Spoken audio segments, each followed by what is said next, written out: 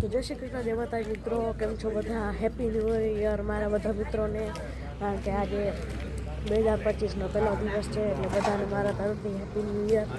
અને આજે તો લગભગ આપણે જગન્નાથપુરી કવર કરી લઈશું, કારણ કે અહીંયાથી 255 કિલોમીટર છેટું છે, એટલે લગભગ 250 કિલોમીટર માથે 5 કિલોમીટર છે અને 4 કલાકનો રસ્તો છે, એટલે આજે તો આરામથી કવર થઈ જશે. અને આજ છે 2025નો પહેલો દિવસ, એટલે નવું વર્ષ છે આજે, તો ખૂબ જ મજા આવશે. તો મિત્રો અત્યારે આપણે પહોંચી ચૂક્યા છે સાક્ષી ગોપાલ, અને આગળની બાજુ એક મંદિર છે અને એની આગળ નદી છે કે જેની અંદર આપણે નાહવાનું છે. જોઈ શકો છો સાક્ષી ગોપાલનું મંદિર. અંદર ક્યારેક ફોન અલાઉડ નહીં હોય તો હું તમને દેખાડી શકું. આવી રીતે છે. હું એનો બધો ઇતિહાસ દર્શન કરીને પાછો આવીને તમને જણાવીશ. દેખાવામાં તો સુંદર લાગે છે. અંદર કદાચ ફોન અલાઉડ હોય કે નહીં હોય.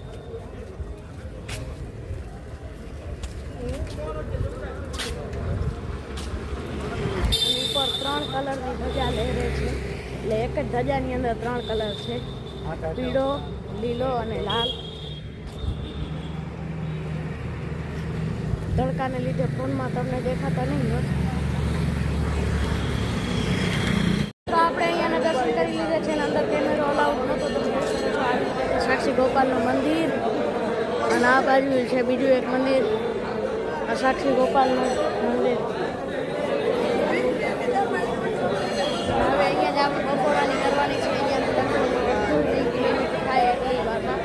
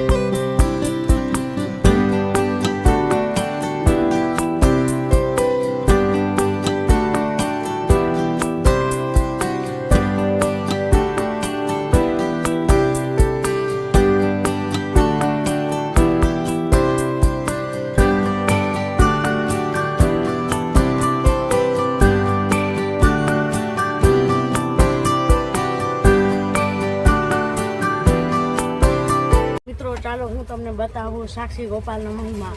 તો 2 બ્રાહ્મણ હતા, તે જાત્રાએ જવા નીકળ્યા હતા. એક ધની બ્રાહ્મણ હતો, એટલે પૈસાવાળો હતો, અને બીજો ગરીબ બ્રાહ્મણ હતો.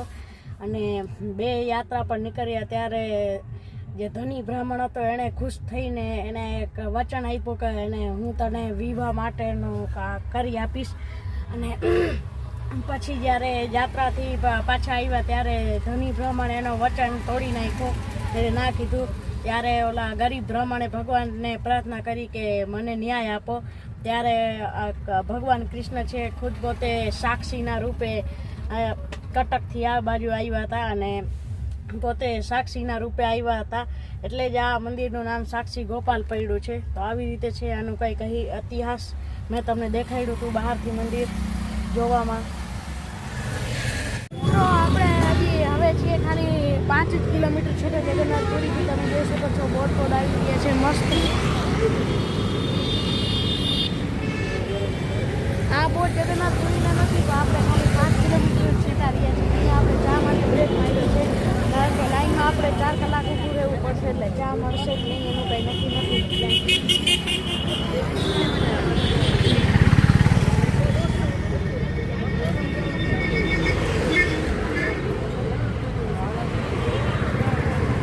અત્યારે વાગી રહ્યા છે 3:07. હજી લાગશે આપણે 10 મિનિટ, કારણ કે 5 કિલોમીટર છે. બધાને ચડવા ઉતરવામાં હજી પણ વાર લાગશે. મિત્રો આપણે દર્શન કરી આવ્યા છીએ કે છીએ જગન્નાથના નગર. 4 કલાક એવું સમય લાગ્યો કન્ડિશન.